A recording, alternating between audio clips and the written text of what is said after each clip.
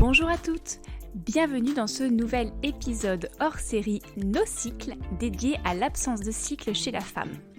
Un format d'épisode conçu pour les femmes souffrant d'aménorrhée secondaire par des femmes souffrant ou ayant souffert également de cette absence de cycle. Moi-même, j'ai connu une période de no-cycle qui a duré beaucoup trop longtemps, près de 10 années masquée en partie par la prise de la pilule contraceptive. Je sais donc à quel point 50% du chemin au moins de la guérison se fait grâce au soutien que l'on trouve au travers des témoignages de personnes comprenant notre situation. J'espère que tu trouveras le soutien et les réponses à certaines de tes questions ou encore que l'écoute de ces épisodes déclencheront certains déclics en toi te permettant de retrouver le chemin de ton cycle féminin. Et si tu souhaites contribuer à ce projet collaboratif en apportant ton témoignage à ton tour, n'hésite pas à me contacter par email à l'adresse suivante alexandraportail@hygienedevie.fr ou encore via la page contact de mon site internet www.hygienedevie.fr avec le chiffre 2. Merci à toi par avance et très belle écoute! Aujourd'hui, place au témoignage de Chloé, une jeune femme que j'ai eu l'honneur de rencontrer et d'accompagner lors de consultations en naturopathie. En effet, Chloé souffre du SOPK, syndrome des ovaires polykystiques, et souhaitait arrêter la pilule.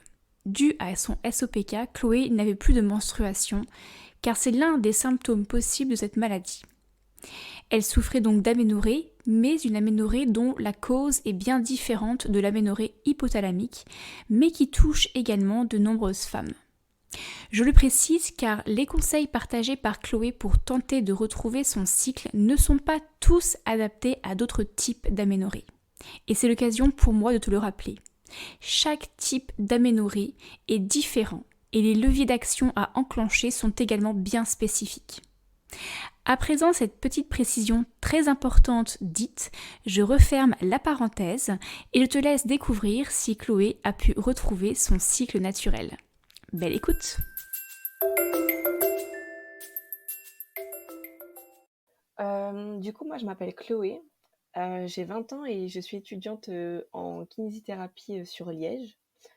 Je suis actuellement en 3e année et il me reste plus que 2 ans avant de terminer ma formation. Dans la vie, je suis quelqu'un d'active et j'aime beaucoup aller nager sur mon temps libre. Et après, j'ai une vie d'étudiante plutôt classique et j'adore sortir avec mes amis, aller au bar, boire un verre ou s'organiser des petits repas entre nous.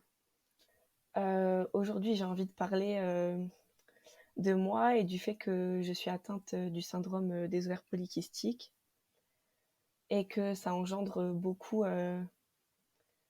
de choses derrière qui font que parfois j'ai l'impression d'avoir une vie étudiante un peu différente de mes amis sur notre façon de vivre les choses en fait.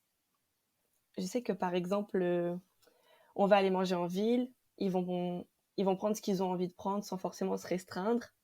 Et moi, je sais que si je fais pas attention, derrière, je vais très vite le payer.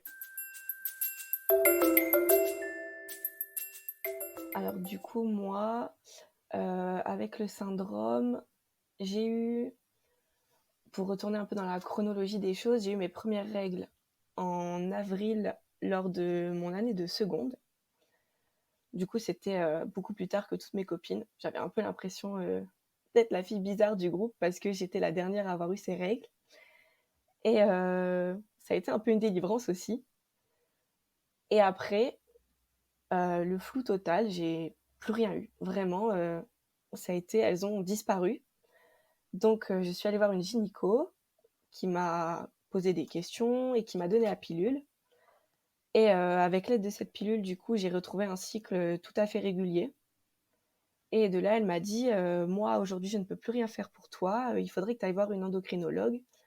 Donc, c'est ce qu'on a fait. J'ai été beaucoup soutenue par ma maman qui m'a aidée, du coup, pendant tout le parcours.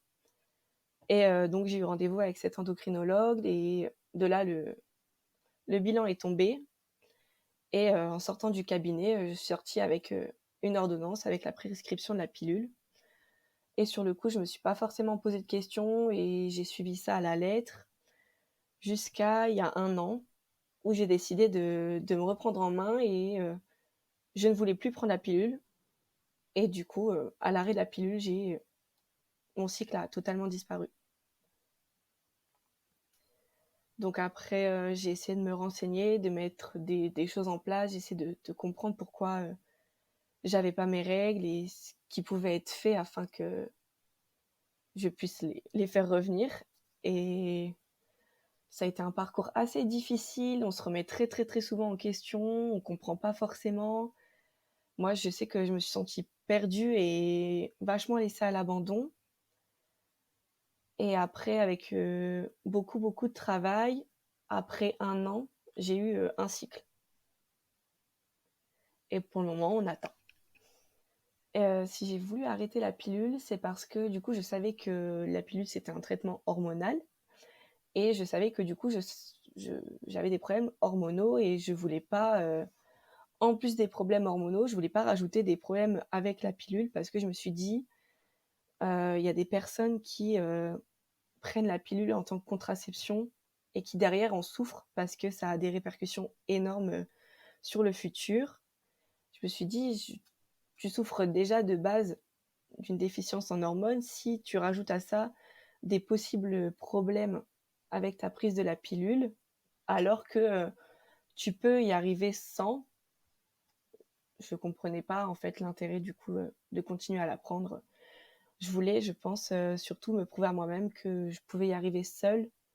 Je voulais quelque chose de vraiment naturel et parce qu'en plus, je me suis rendu compte avec ce cycle qui est revenu, je me suis rendu compte que sous pilule, j'avais l'impression que c'était en soi rien de naturel parce que j'ai jamais eu de douleur au ventre, j'ai jamais eu l'impression que mes ovaires travaillaient et du coup, c'est vrai que le mois dernier, j'ai l'impression que mon corps s'était remis en marche et je me suis sentie, pas sentie vivante, mais j'ai senti que la machine, s'était remis en route.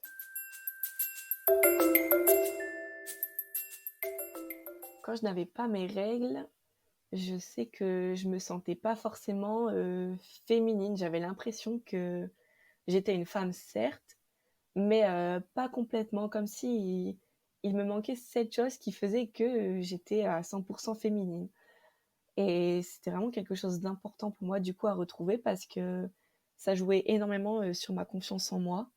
Ah, c'est difficile à exprimer, je me sentais pas complètement moi, comme s'il manquait, une pièce au puzzle et c'était important. Du coup, suite à l'arrêt de la pilule, j'ai consulté une naturopathe. Sur le coup, j'ai eu beaucoup de mal, à mettre en place tout ce qu'on avait, décidé, au niveau de l'alimentation parce qu'il fallait que je fasse un peu plus attention à ce que je mange, au niveau de l'activité sportive régulière. Parce qu'en tant qu'étudiante, c'est vrai que j'avais l'impression de manquer beaucoup de temps. Je voulais continuer à sortir avec mes amis et du coup, c'est pas forcément des choses que eux, sur lesquelles ils vont faire attention.